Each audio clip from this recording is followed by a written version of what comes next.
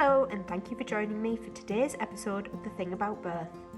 Each episode I will dive into a different topic relating to birth, pregnancy, hypnobirthing and parenting. Keep an eye out for special Q&A episodes, guest episodes and relaxation episodes. Thank you to those who have liked, shared, subscribed, watched and listened so far. It really means the world to me.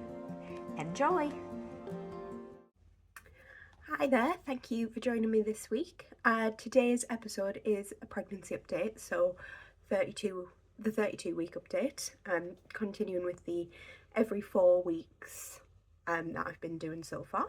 I think that my plan is going to be to do my last one when I get to 36 weeks. So moving on to today's episode, I'm going to try and film 2 off the back today. Today's episode and the episode for later in the month, which will go in line with my Thursday theme that I do on my socials. So I'm trying to get both done in one sitting again to make things easier for me. So today's episode, we are 32 weeks. Well, we were 32 weeks on Monday, and things have been kind of a little bit, I don't know, not hectic, not crazy. There hasn't been loads of stuff going on, but there was just a couple of weeks between 28 and 32 weeks where a lot seemed to happen in a very short space of time with regards to the pregnancy. So I'll just go through things now. I haven't got my notes that I normally have. I haven't really got the desk space. Symptoms wise, we'll start there. I finally sort of started to admit that I think I might have PGP, pelvic girdle pain. I have been seeing a private physio, and when I saw her the last time, we thought it was maybe just that I wasn't using my muscles in the best way. So I have been doing exercises from her which have helped a lot, and also some stretches that I do when I'm in yoga which have helped a lot. However, the pain, sort of the really internal kind of radiating outwards pain that I'm feeling is still quite present, and if I have a particularly busy day where I'm moving a lot, for example, one day last week I started to sort out some of the kids' toys in the living room, and I was kind of squatting down to do it and then getting back up and squatting down and getting back up and then stepping over things, and the pain for a couple of days after, like I could barely stand up when I was getting up, but I'm powering through because I know that just sitting makes it worse. You have to get like a balance between resting and sitting comfortably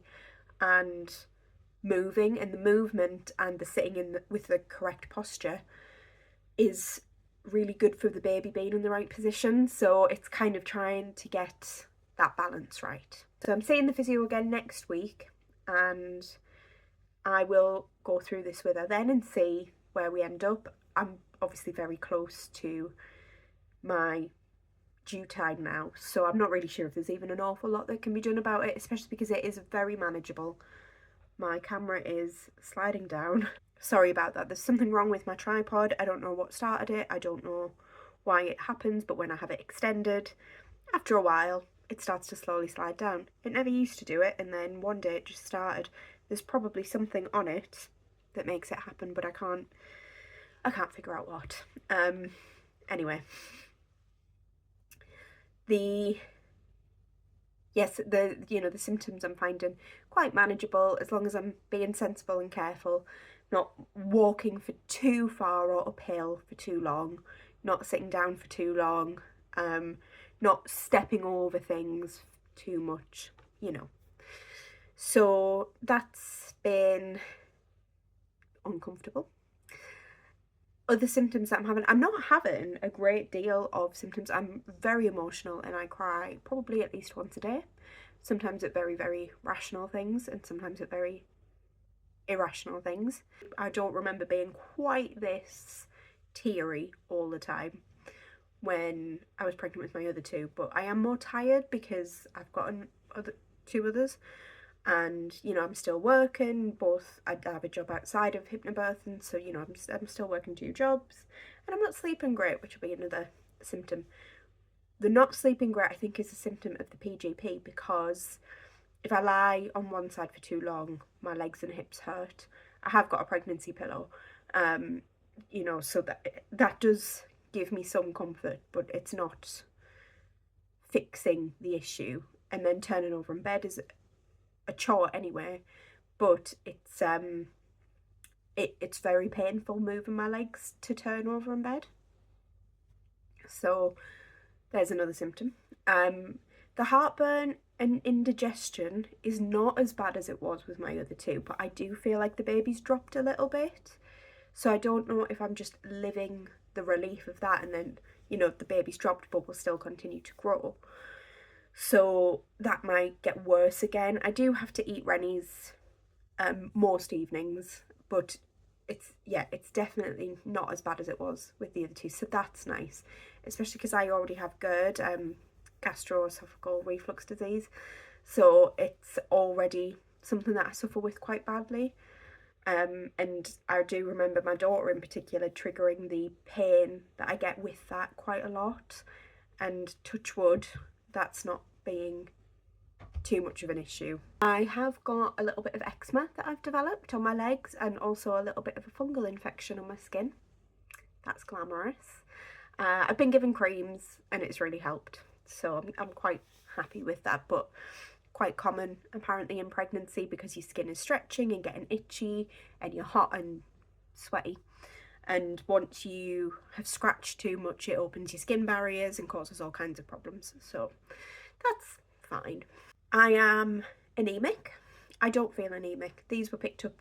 I might have mentioned this on the last podcast and on the last updated 28 weeks, because it was 28 weeks when I found out that I was anemic, so I don't know if I quite had the information yet. So if I'm repeating myself, feel free to skip forward 30 seconds or so. But I am anemic. It was picked up at the routine blood tests at 28 weeks. I'm taking iron. I don't feel anemic. I'm borderline, apparently. So that's I'd rather not be taking iron tablets because they can mess with your digestive system a little bit. And so far it's not causing too much of an issue.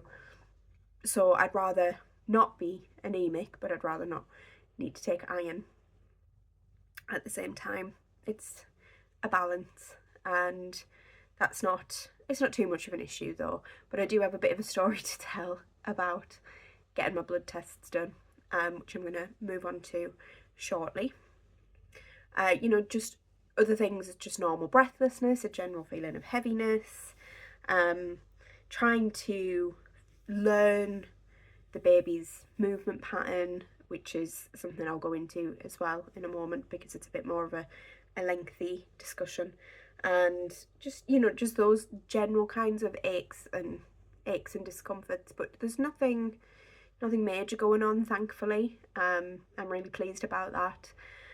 So it is difficult to kind of relax into things because we're living sort of this chaotic extension life as well, and I'm hoping that will all start to calm down really, really soon. We've also made a start on our hospital bag and just getting the baby stuff ready. Part of that project involves moving my daughter into my son's bedroom so that we have somewhere to put the baby stuff. We're not sure exactly how and when that's happening, so we're just going to see, but it may well be that the baby stuff is in boxes in our bedroom for a little bit. One thing I know about having had 2 children, is yes, it's nice to have a space where their things are, but you don't need a whole room set up. The baby sleeps in your room. I personally can change a baby on just about any surface. So we don't need, it's again good to have changing stations set up with nappies and things so you're ready to go, but you don't need a specific space to do that. And you nurse your baby wherever you're sitting, So I'm not putting too much pressure on myself for being like, we've got to have the baby's room ready, because the baby doesn't really need a room. What needs a room is the baby's clothes. Easier. And I've started on our hospital bag, which I'm going to be doing some reels about rather than a podcast episode. Some of my lovely friends threw me a baby shower. That was a couple of weekends ago. Oh, we're sliding again. Sorry about that. That was just at the end of September. It was at a local place to me called Field and Fodder. So if you are in Durham or passing through Durham and you have not been, please do go and check it out.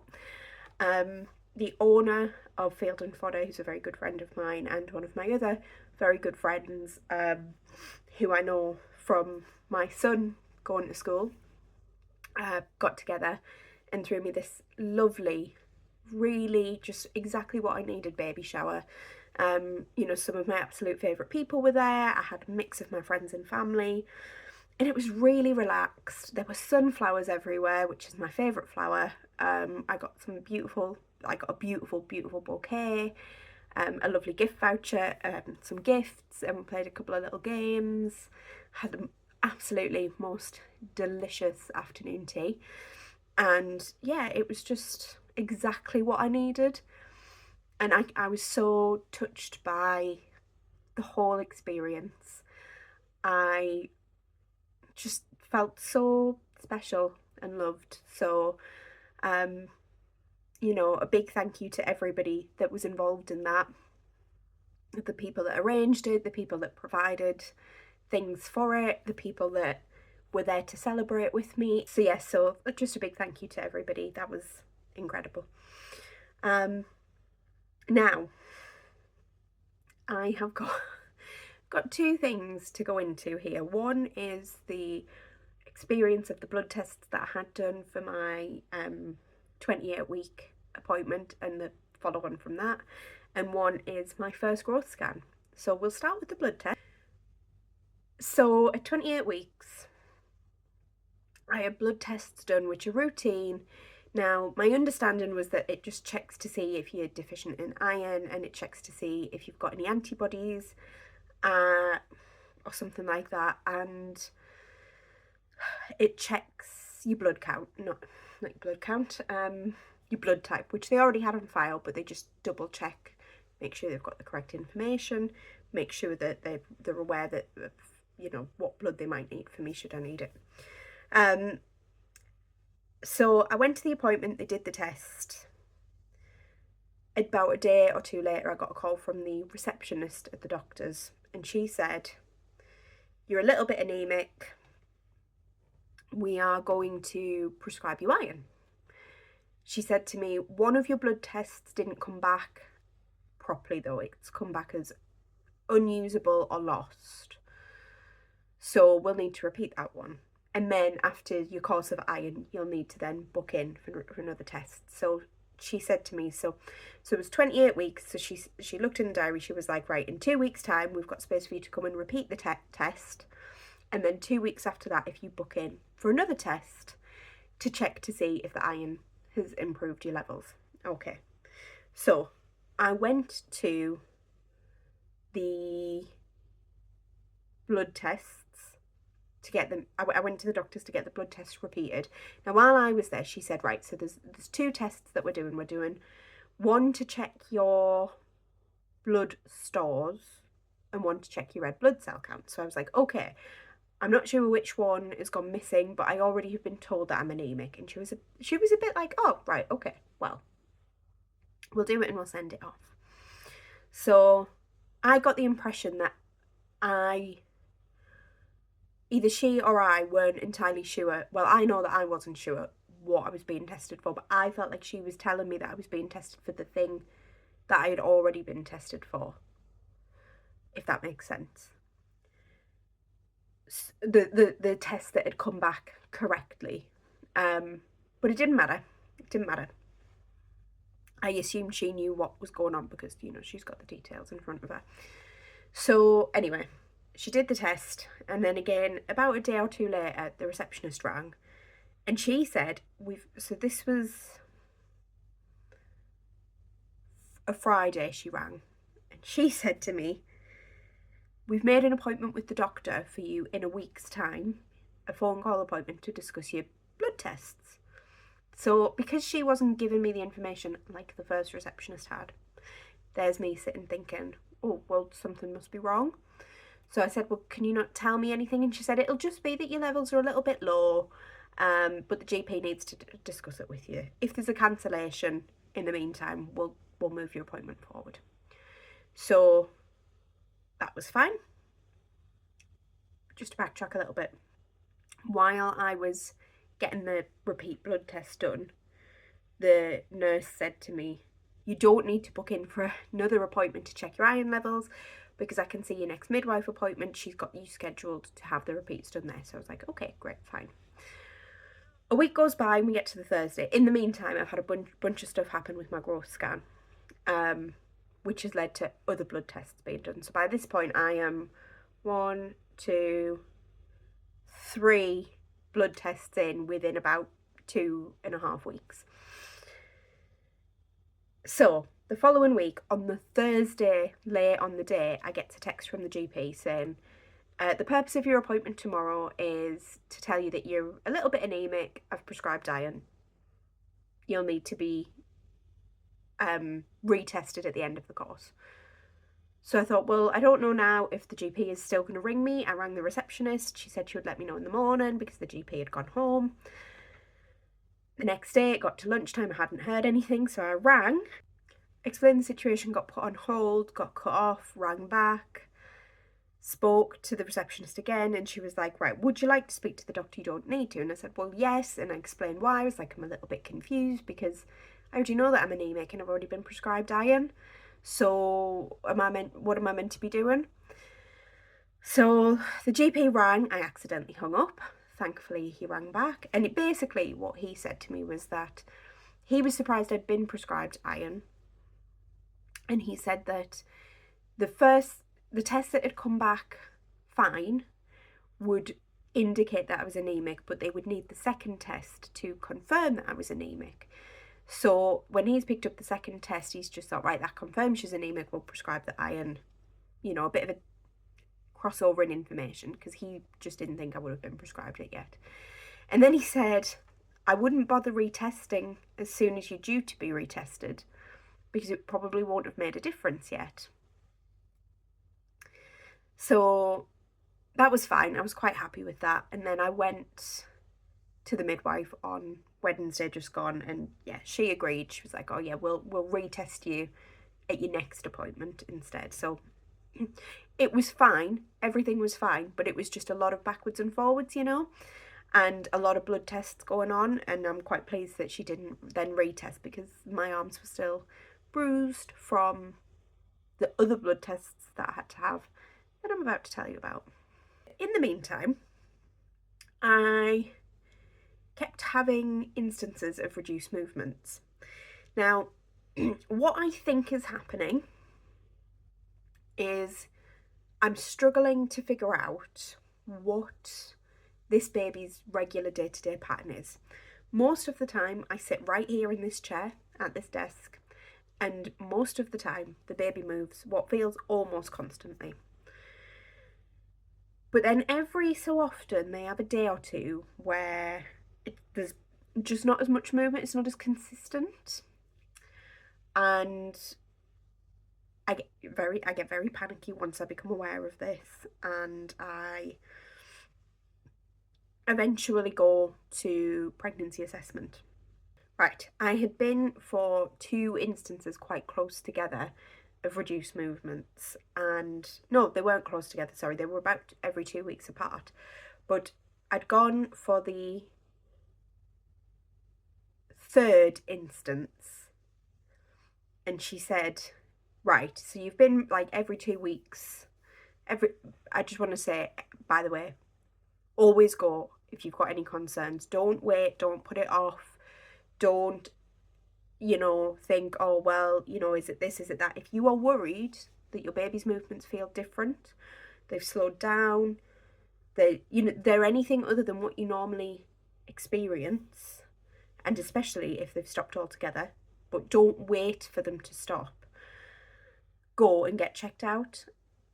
They don't tell you that you're a waste of time. They don't roll your eyes. They treat you very nicely. They reassure you. They do what they've got to do. And when everything is fine, they say, that's brilliant. That's exactly what we want. Go home. And they always say, come back, even if you've got to come back tomorrow. And I understand that it is hard, because when you've been, you think, well, am I going to get there? They're going to think I'm ridiculous. But it's your baby's health. And if they detect any concerns, detecting those concerns sooner rather than later is better. And if they just end up saying to you, look, everything is absolutely fine, then you know everything is fine and you can go home and you can relax. Where was I? So yeah, I'd gone in, and because it was the third instance, she said, I can see you've got a growth scan. Or she said, we might want to scan you. And I said, oh, well, I've got a growth scan booked in a couple of weeks' time. So she said, right, we're going to move it forward to next week. The following week, on the weekend, I went in again. Again, just movement wasn't quite the same as what I was expecting it to be. It wasn't quite the same as usual. So I went in, and again, everything was fine. And I said, I've got a growth scan in a couple of days. So she was like, great. And then a couple of days later, I came in for my growth scan. And when I got there, they told me, well, your scan's been cancelled and moved to next week. And I said, well, no, it should be the other way. It should be that they've cancelled next week's and move it to this week. And she just kind of kept repeating herself. And I just said to her, I said, look, what am I meant to do here? The scan got brought forward because I've had now 4 instances of reduced movements, but at the time only 3. It's a growth scan as well, because I'm classed as, high risk for, having restricted growth on small babies in the past. But what am I meant to do right now? Like, knowing in my head that if they sent me away and then I came back the following week, I would, it was too long to wait for me, and I might get here and that appointment might also show as cancelled on the system. So she did ring along to the pregnancy assessment unit, because the scans are done on the antenatal unit, and there was somebody available to do a growth scan for me. So off we went. And I was very polite and thankful to the receptionist for sorting out, but off we went.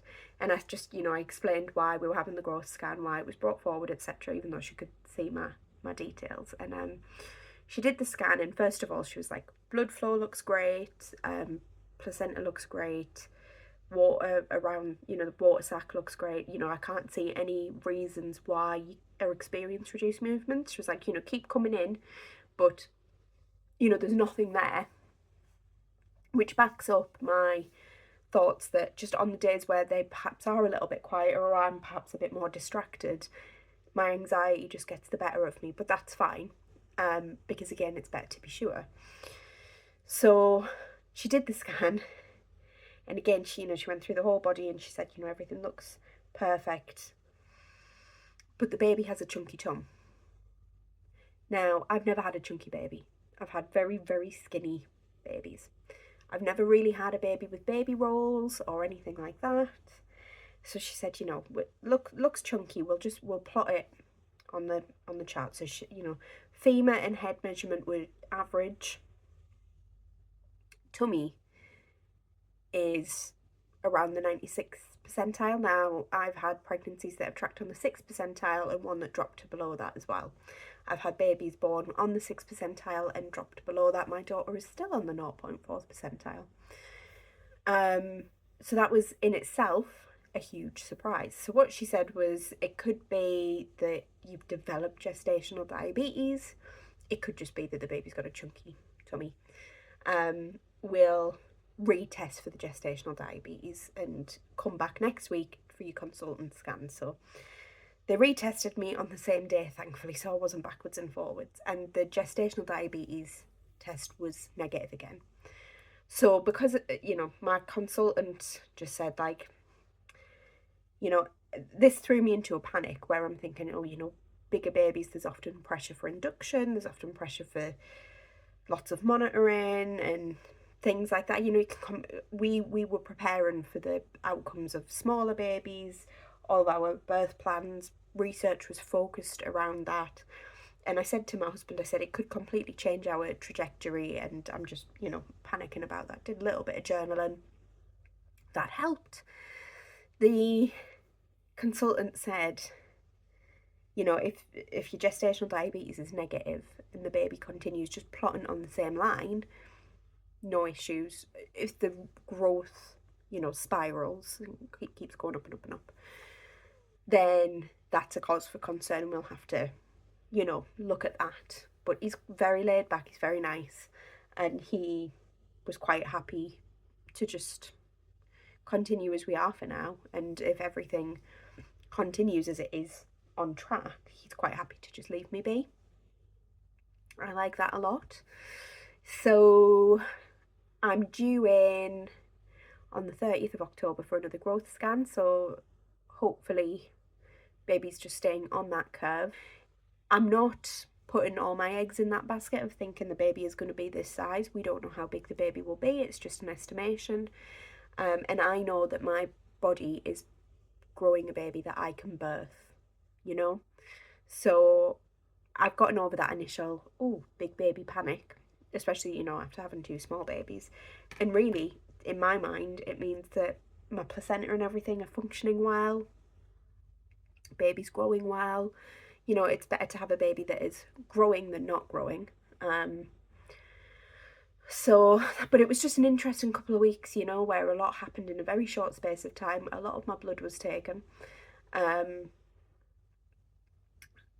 there was that panic over whether or not things will change on our... not that it's a panic if things change, but it's okay to feel those initial emotions of what is happening, what does this mean for me?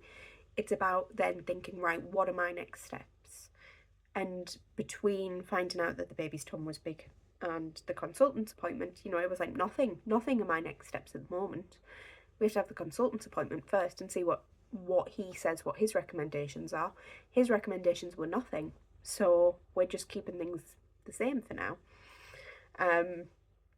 So that's been about it. A midwife appointment was absolutely fine this week. And just throwing myself now into all of the planning, getting my birth plans finalised, which is what the next episode is actually going to be about, and just going from there. So thank you for joining me today, and I'll see you at the end of the month, unless there are any other updates I need to do in between now and then. Bye. Thank you so much for listening today. Please, if you haven't already, like, share, subscribe and leave a 5-star rating. You can also follow me on Facebook and Instagram at Ashley Nicole Hypnobirthing, and sign up for my monthly mailing list, The Thing About Birth, where you'll also get a free birth plan template and writing guide. See you next time.